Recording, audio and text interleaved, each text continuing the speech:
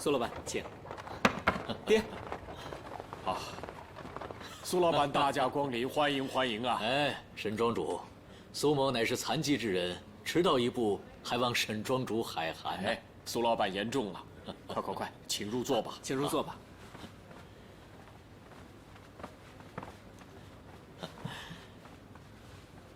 沈庄主，你对苏某双腿残疾之事，感到有些意外。过往之事实在不足为外人道啊。沈某只是感于啊，苏老板虽然不良于行，但却头脑金光，成就非凡，更胜过健步如飞之人啊。苏某年轻之时，曾遭仇家迫害，走投无路之时跌落山崖，幸好大难不死，捡回一命。苏某为了治这个腿疾，远赴关外寻找良药。虽说腿没治好，却意外找到致富之道啊！苏老板慷慨豪迈，沈某佩服啊！伯奇，这次为太后打造寿礼一事，多亏了苏老板慷慨解囊，帮我们万宝斋渡过了难关，大恩不敢言谢，仅仅以此聊表心意罢。哎，沈庄主，这区区小事何足挂齿？若是沈庄主再以礼相赠的话，那就是您瞧不起苏某了。再说，我与令郎伯奇一见如故，自身又膝下无子，早就将伯奇视如己出了。这只是我举手之劳，沈庄主，你呀，真的不必放在心上。爹，其实这次事情得以顺利完成，还得感谢一个人，那就是苏老板的义女柳絮姑娘。哦，爹，孩儿与柳姑娘心心相印，情投意合，这次也全靠柳姑娘才会让苏老板答应出面相助的。还请爹成全我和柳姑娘吧。哎，伯奇啊，你这么说就不对了。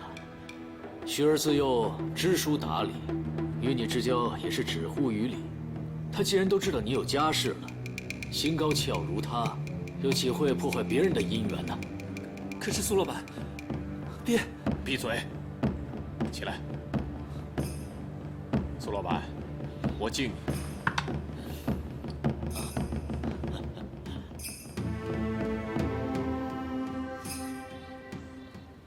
我才刚刚夸他没2天，他马上就给我丢尽了脸。明明是贪慕美色，他居然还想趁机邀功，还想在苏老板面前逼着我同意他纳妾，简直是岂有此理！我就说这孩子平时鬼心眼多，干不了什么正事。顾燕小姐，其实伯奇少爷他本质不坏，再给他一次机会，相信他会改过来的。哎，原本这一次的事情之后啊，我还以为他大有进步了，我正想把万宝斋交由他管理，现在看来啊，他根本经不起考验。管理万宝斋这么大的事，不用急着做决定啊，先看看吧。哦，对了，香萍啊，我倒觉得这位苏老板为人慷慨豪爽，而且做事又不忘回报，我倒觉得他是个值得交往的朋友啊。这样的朋友是很好啊。我今天才知道，他可是咱们江南的老乡啊。他还说了，他已经很久没有尝过地道的江南菜了。哎，我正想把他请到家里来，尝一尝郭嬷嬷的手艺，你觉得如何呀？当然好啊，嬷嬷可是我们沈家庄之宝，她做的苏杭本帮菜，在京城一带，我相信很难有人能出其右。小姐这么说，我还真不敢当。不过做菜是可以的，但是如果姑爷要请苏老板吃饭的话，请早点告诉我。你知道有些材料得花点时间呢。好好好。一杯热茶送给爷。不喝呀？不喝茶没事啊，写了那么久多累呀。这是人世间最好吃的猕猴桃，吃不吃爷？你尝尝，放了2天还没坏呢。我不要。不要啊？你看你不要再写了，多累啊。大家给你编好东西。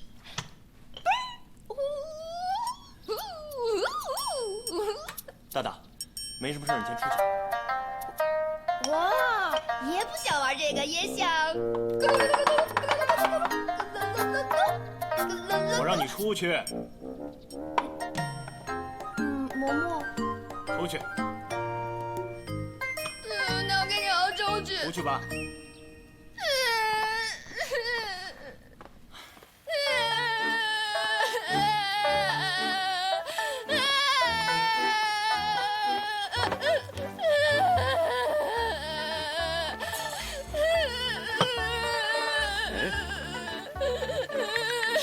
大大，怎么一个人在这里坐着，不进去伺候着大少爷呢？老爷，我被爷给赶出来了。他嫌我动作粗鲁，成事不足。他还说我体型太大了，站在书房把火给挡住了。他最近老嫌弃我了，以前也最爱我了，他从来都不舍得说我的，我没法活了。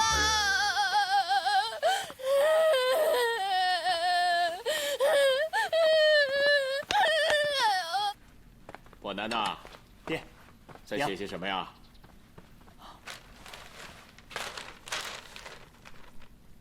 哎，伯南，这不就是你当年你考秀才时候写的文章吗？伯南刚才看了一些最近的文献，发现当年提的一些问题都已得到妥善的解决，只不过看到现在来说，又出现一些新的问题。伯南不知道该向谁请教。哎，对了，爹，王世伯现在在哪儿？伯南记得当年他对这些问题都有一些独特的见解。老爷，您慢点。夫人，爹，走吧。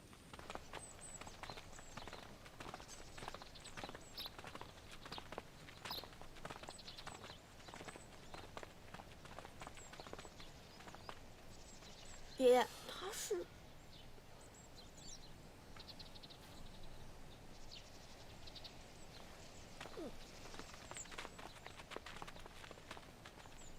请问这位姑娘是？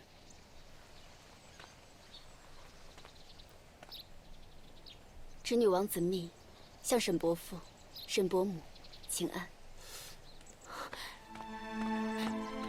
你真的是子密？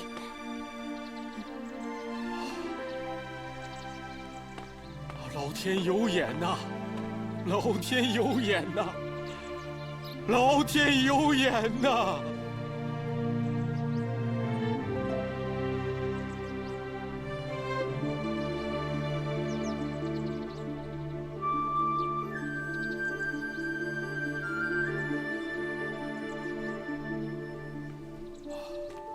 蜜儿，今后你可有安身之处啊？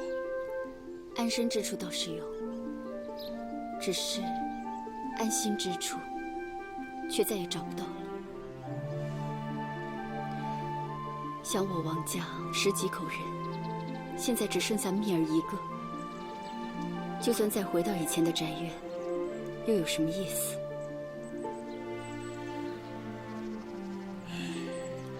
沈伯伯，真对不起，让你跟着蜜儿一起这么难过。沈伯伯，你放心吧，现在蜜儿暂住在京城的一家客栈里，你不用为我担心。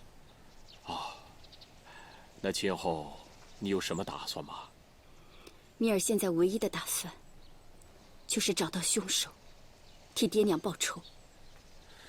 这些日子以来，蜜儿每天都去衙门，击鼓鸣冤，希望大老爷能够早点抓到凶手。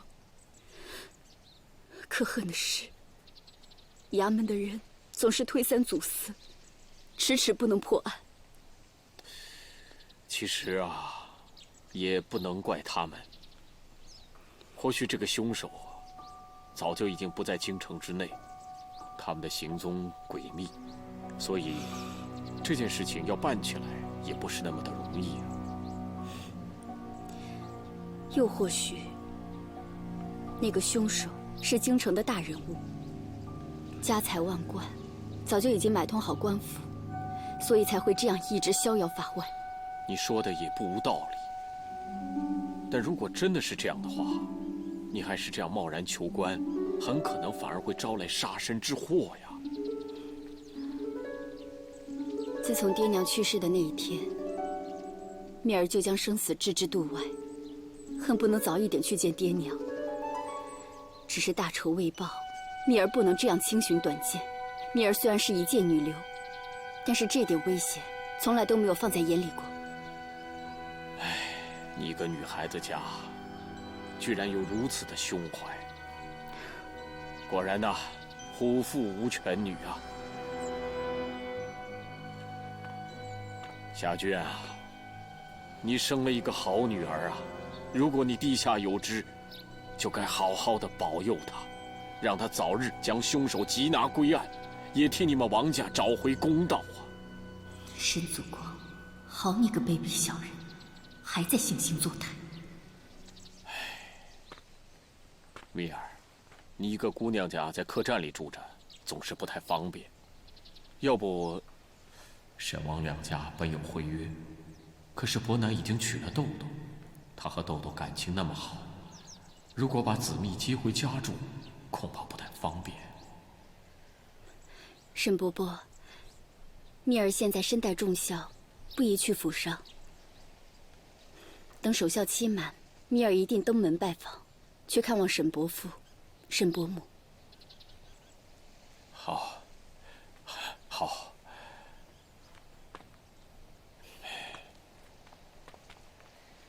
一个人在外需要用钱的地方很多，这些钱你先拿着，以后遇到什么困难，尽管来沈家庄找伯父伯母。沈伯母，这钱我不能要。蜜儿，你就别跟伯母客气了。沈伯伯和令尊是多年的好友，照顾他的遗孤是义不容辞的。听伯母的话，拿着。沈伯母，您的心意蜜儿心领了，只是蜜儿不能接受。虽然王家家道中落，但是爹爹的教诲，蜜儿永远都不敢忘。绝不能靠别人的施舍过活。你怎么能这么说呢？沈伯伯和令尊亲如兄弟，沈伯伯就是你的长辈，长辈给晚辈一些用度，怎么能叫施舍呢？再说了，你求官府追查凶手，少不了要上下打点，这些都是需要钱的。不给钱，他们怎么可能为你出力呢？你就当做是为了找到凶手，早点为你爹娘报仇，也要把这钱收下。谢谢沈伯母，谢谢沈伯父。蜜儿，快不必多礼了，日后有什么需要尽管开口，不要跟我们客气。我们还有重要的事情要办，我们先离开了。我会的，你们慢走。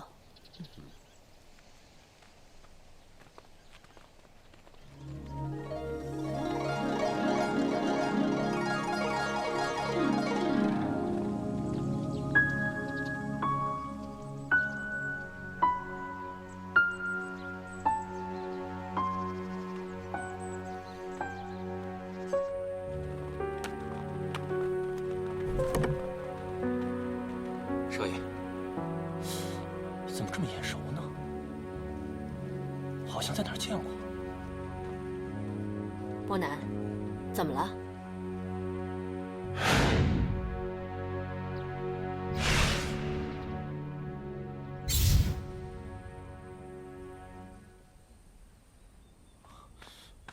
伯南，你去哪儿？伯南，伯南，爹！伯南，大少爷！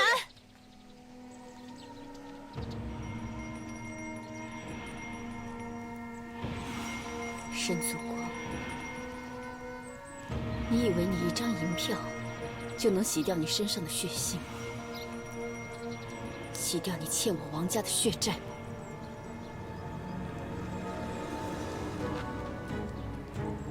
爹，娘，你们再等等，蜜儿马上就可以替你们报仇了。姑娘，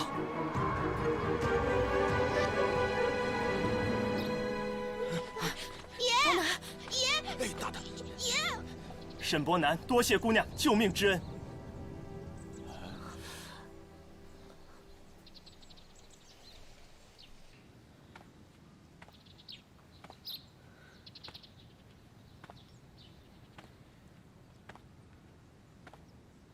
说好了不见不散，你怎么可以说话不算数呢？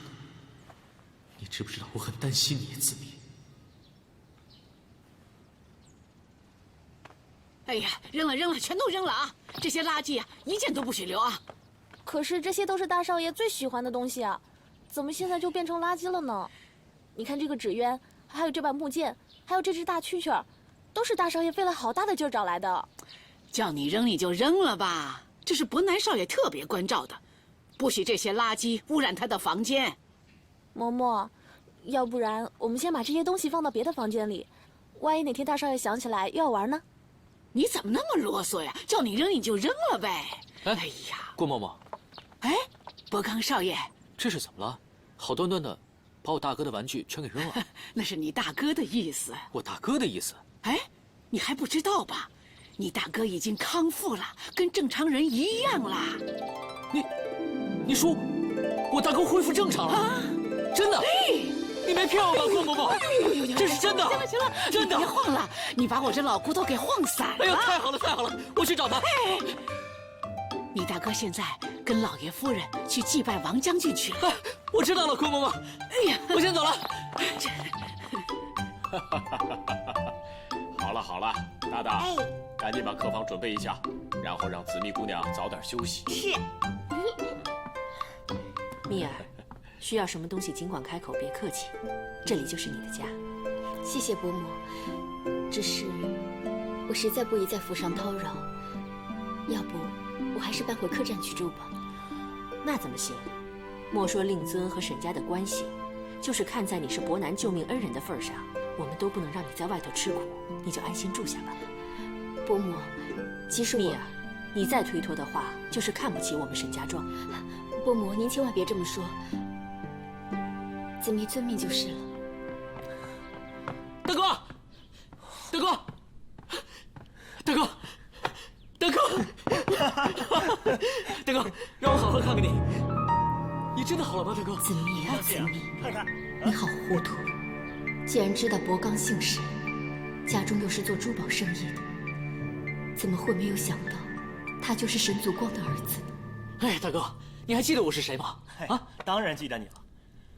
小的时候老是跟在我的屁股后面跑，长大老是云游四海。我们沈家最不乖的就是你了。大哥，看来你真的好了，大哥。好了好了，伯刚别闹你大哥了，让他安静说会儿话。哦，哎，大哥，这次你能好得这么快，多亏了豆豆和于神医的帮忙，要不然啊……好了，你们兄弟俩有什么话别站着说，坐下来再聊嘛。啊，大哥，坐下聊。来来来，子琪兄弟，子琪兄弟，你怎么会在这里啊？你可是不知道，我在客栈是左等右等啊，一直没有等到你出现。你知不知道我有多着急啊？我已经从那家客栈里搬出来了。为什么？不为什么，只是为了方便而已。对了，那些人还有没有找你麻烦啊？我看那么多人追你而去，我真的是担心你啊。我这不是好好的吗？对啊，我看到你跟我大哥都安然无恙，我高兴的都语无伦次了。伯刚啊，你们两个人认识啊？爹，我跟子琪兄弟早就认识了，我们还在江南一起杀过倭寇呢。只不过那时候子琪兄弟还是男儿装扮的。子密行走江湖，为了不必要的麻烦，所以以男儿装扮示人，不是有意欺骗沈公子的。哎，你不要老是公子长公子短的，听着别扭。哎，对了，爹，这次能找回玉石，子琪兄弟真是功不可没。要不是他引开匪徒，伯刚恐怕早就命丧黄泉了。啊？有这种事啊？啊？那这么说，他不但救了伯南，还救了伯刚，真是我们沈家的大恩人呐！你还救了我大哥，子琪兄弟，我真是没看错你，你不愧是我的生死之交。沈公子言重了，我只不过是路见不平，拔刀相助，你我萍水相逢，怎敢与你称为生死之交呢？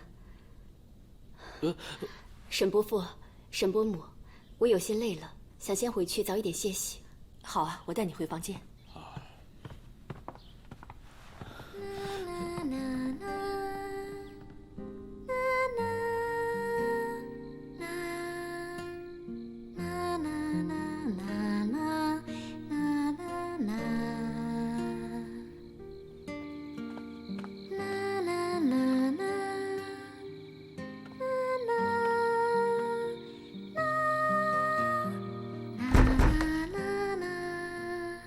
子琪，你睡了吗？我有话对你说，你出来一下吧。我已经睡下了，有什么事的话，明天再说吧。子琪，我不知道为什么，我感觉你一直在躲着我。你以前不是这样的，你是不是发生什么事了？你告诉我呀，啊？还是你一直在生我的气？撞破你女儿身份是我不好，但是我真的不是故意的。或者，你还是在怪我独自丢下你一个人面对追兵？不管因为什么，我真诚地向你道歉。你让我怎么做都可以，但子琪，你千万不能不理我。子琪，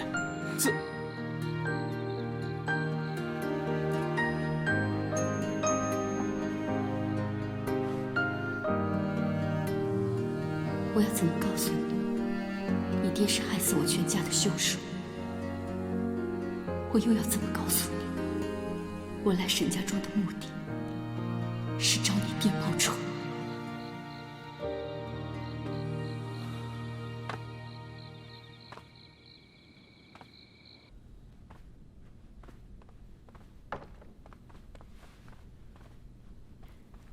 老爷，你有心事啊？还不就是为了子密的事吗？我现在真不知道该如何安置子密才好啊！你是担心杀害王家的凶手会找到我们沈家庄？怎么会呢？如果真有凶手要对子密不利，我又怎么可能坐视不理呀？我现在担心的是子密和伯南的关系。你也知道，这子密是伯南未过门的妻子，当初我们就误以为他已经死了，所以才让伯南娶了豆豆为妻。现在啊，他子密安然无恙，伯南他的病也都痊愈了。这下子啊，我真不知道该如何是好了。这有什么好为难的？子密和伯南早有婚约，我们要信守这个诺言，让他早日和伯南成亲才对。那豆豆呢？老爷，您难道忘了吗？官府早已经判决了，豆豆和伯南和离，他们不再是夫妻了。豆豆跟我们沈家庄也一点关系都没有，也就无所谓怎么办了。那怎么行啊？豆豆跟伯南的感情深厚啊，他们根本就没有想过要和离，那全是唐夫子一人的主意。再说了，这关系到豆豆的清白，而且人家豆豆是一门心思的为伯南治病，那现在病治好了，我们却要伯南跟别的女人成亲，不行，绝不行！咱们沈家绝不能做出这样忘恩负义的事来。可伯南说得清清楚楚，救他的人是子密，跟豆豆一点关系都没有。老爷，你说豆豆一心为了治好伯南，如今他人呢？我看八成是他夸下海口，又兑现不了诺言，半路上就撂挑子了。他这样弃伯南于不顾，一走了之，根本就说明他没把伯南放在心上。说来也奇怪，最近怎么突然豆豆就销声匿迹，没了踪影了呢？小平啊，你呀提醒老丁啊，明天一早让他派车到唐家去打探一下豆豆的消息啊。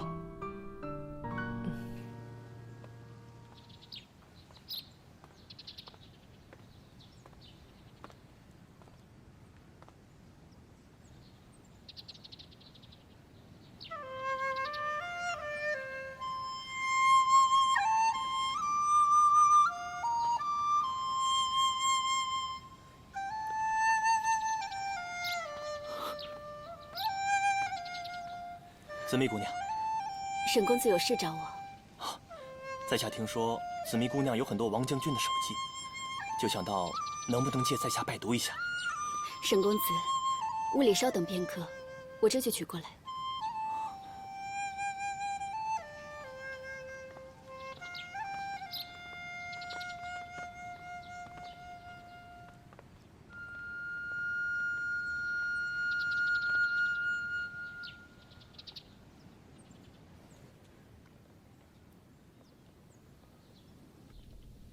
解除海禁，开埠通商。紫蜜姑娘，令尊的这篇平倭大计实在是真知灼见，分析得当，令人获益匪浅。只不过这个解除海禁，开埠通商，在下实在不敢苟同啊。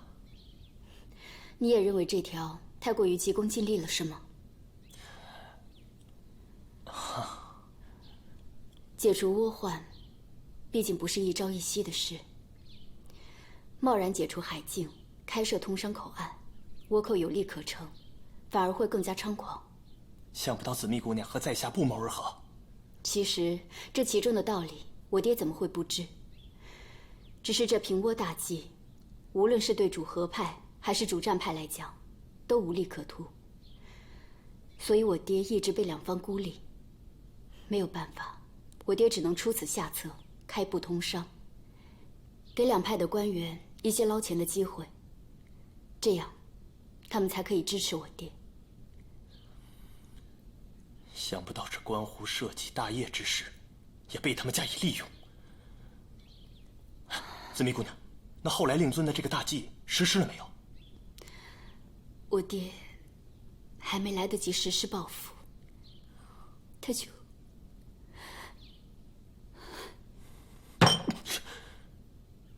想不到我大明朝又这么白白失去一个好官，我不能手刃凶手，让他腰斩于世，引百姓唾弃。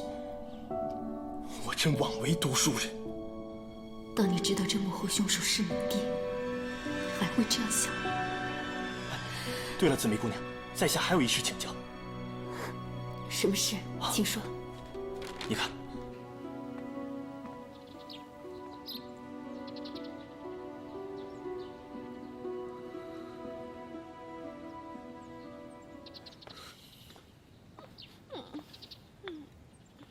大大，你这在干什么？三少爷，爷不要大大的大将军了。大将军？大将军就是他。你知道抓他可不容易了，我辛辛苦苦才把他抓来的，就想送给爷，让他高兴高兴当礼物的。这个爷说了一大堆大家根本都听不懂的话，然后还说让我把这些东西都拿出来，以后再也不要再给他了。大哥他真这么说的？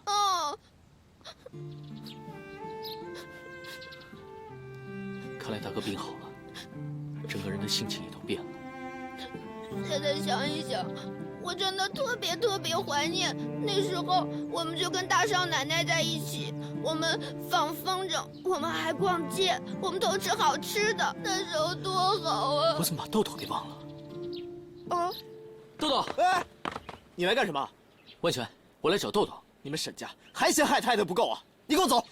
万全，你别误会，我找豆豆真的有事。我说的话你听不明白吗？你走开！哎，万全，豆豆，哎，豆豆，满意了吗？万全，豆豆他怎么了？还不是因为你大哥！我大哥？豆豆为了救伯南，跑去魏昌侯府偷救命仙丹。前2天，有人发现他昏倒在大路上，把他送回来。我二叔说，如果再晚来一步的话，豆豆就连命都没了。万全，那你二叔说，豆豆什么时候才会醒啊？我二叔说，这次连他都无能为力了。我告诉你，如果豆豆这次有事的话，我跟你们沈家没完！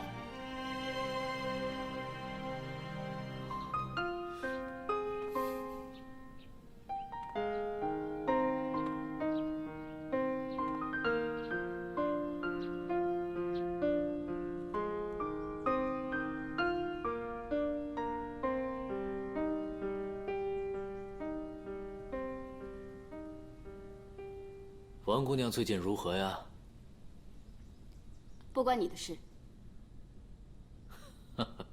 可见沈家待你不薄啊！少废话。我现在已经取得沈家人的信任，接下来该怎么做？快说。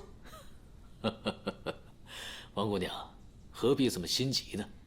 你若存心消遣我，恕不奉陪。我早已经安排好，就怕你不肯。就算要我以性命相换，我也在所不惜。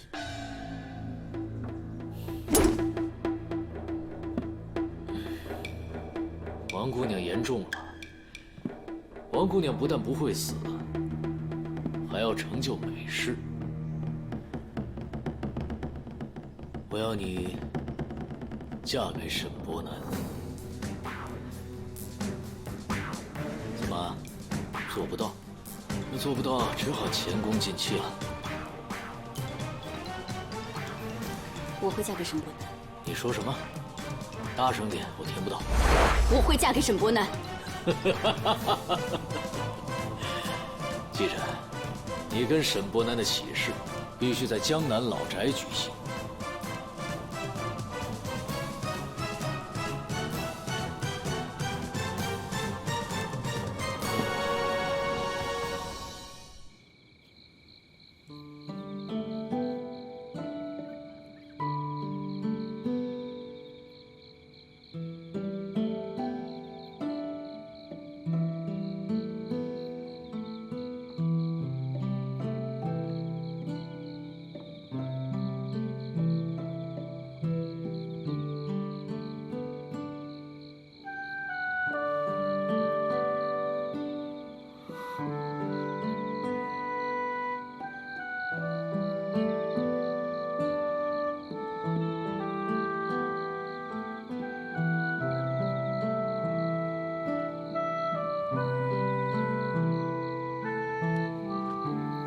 喝茶吧。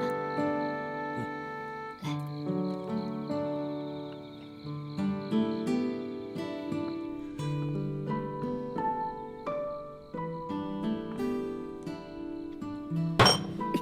伯刚，娘，你要干什么去？我去找子期兄弟。他已经不是你的子期兄弟了，他是子密，他是你大哥未过门的妻子。我就是要问问大哥，他到底是认豆豆还是认子期兄弟？站住！你大哥和子密，他们两个自小就有婚约，成亲是迟早的事。而唐豆豆和我们沈家庄已经没有关系了，这一点你要给我记住。如今你大哥身体已经康复，是时候和子密好好培养感情了。没事，不要去打扰他们两个。这是你们一厢情愿，我就不相信大哥对豆豆没有感情。娘，你知不知道豆豆？住口！伯刚，我刚才说的话你都当耳旁风了。我说唐豆豆和我们沈家庄没有任何的关系，不要再在我面前提这个名字。爹，你也是这么想的吗？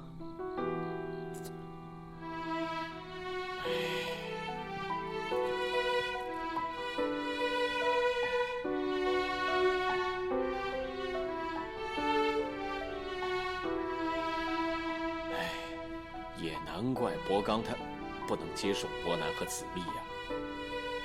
豆豆，他虽然喜欢胡闹，但是沈家上上下下都喜欢他的真性情，大家也都认定他就是沈家的大少奶奶。现在突然间要子密顶替他的位置，换成是谁都难以认同啊。老爷，你真的认为现在的伯南和豆豆在一起会幸福吗？豆豆是市井长大的野丫头，读书少，不懂礼节，不守规矩，整天只知道打小算盘。而子密是大家闺秀，知书达理，温柔懂事，论修养境界，豆豆都比不上她。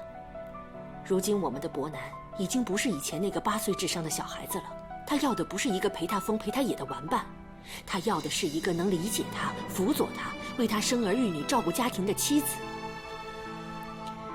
我已经决定了，再过几天就向子密提亲，把2个人的婚事尽快办了，免得夜长梦多。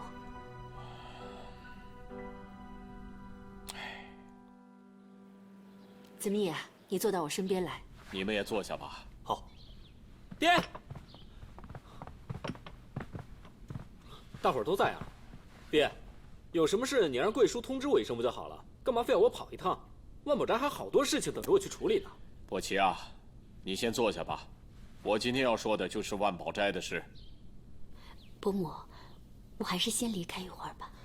不用了，子密，你又不是外人，听听也无妨。今天把你们大家都找来，就是有件事要告诉你们。眼下万宝斋因为进献皇太后的寿礼而受到朝廷的封赏，可说是名利双收，富贵满门。但是这其中的波涛起伏，又有多少人能够知道？光是一块玉石，差点把我们万宝斋逼到了绝境，而且还险些让我失去一个儿子。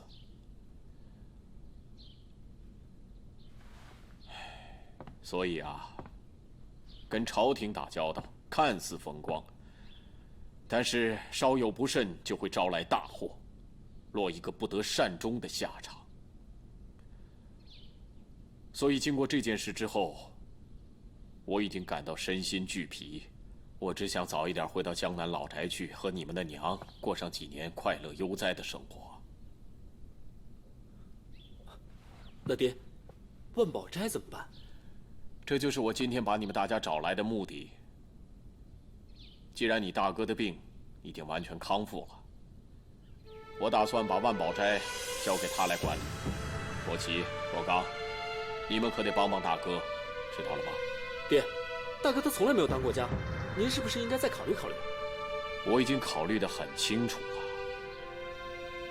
其实啊，我早就已经有隐退之意，只是我一直苦无接班的人罢了。你大哥的病已经好了，也算了却了我心头的一桩心事了。可恶，爹完全没有把我放在眼里。从今往后，你们三个兄弟一定要齐心协力的管理好万宝斋。爹，恕伯南不能从命，伯南无意接管万宝斋，请爹另觅人选。伯南，你这是为何啊？伯南记得曾经答应过爷爷，有朝一日一定要考取功名，出乡入仕，重振我们沈家光辉。伯南，你还记得你爷爷曾经跟你说过的话？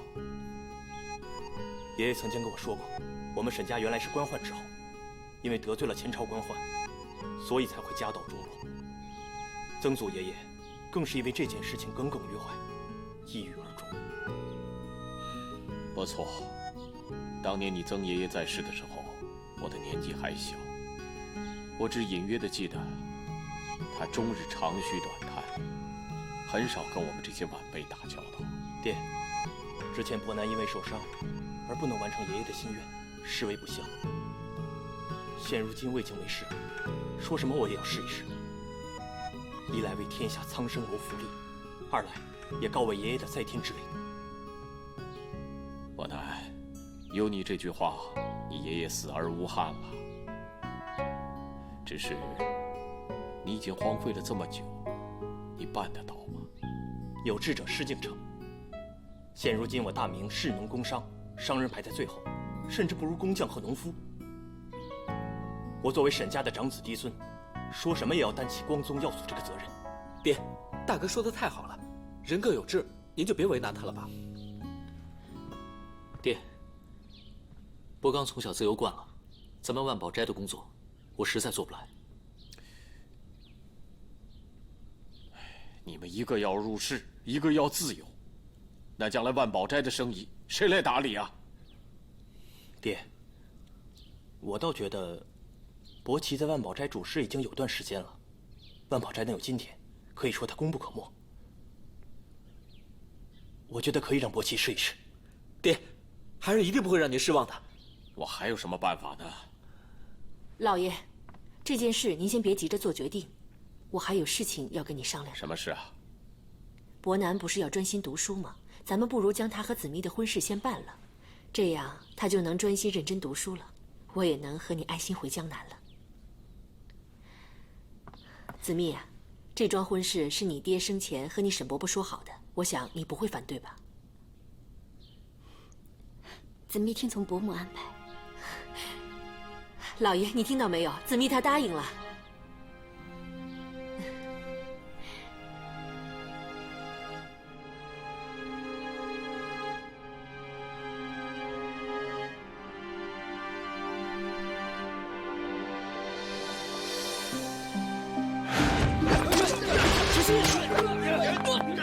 沈大哥，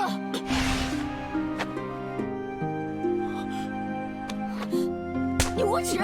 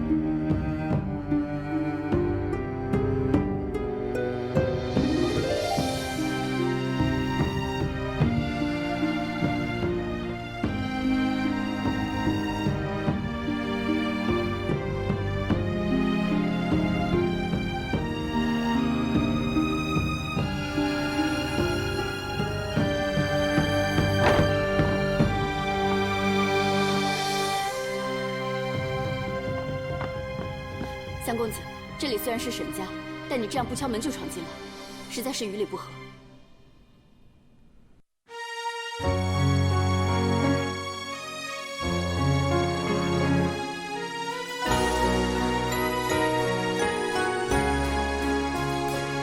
擦肩而过时，不想看见你，无名指有陌生的标记，就算再坚持着，不过命运思念还有什么意义？我好想从明天开始忘记你。你的爱像流星划过后却没了踪影，可明天来临要我如何放弃？怕只怕会一天一天默默等着你。我好想从明天开始忘记你，你的爱像流星划过后却没了踪影。当明天可不可以回到昨天，不要再相遇？我好想从明天开始忘记你，我的爱像水晶破碎后只剩下泪滴，在天亮以前最后一次想你。明天以后不要再想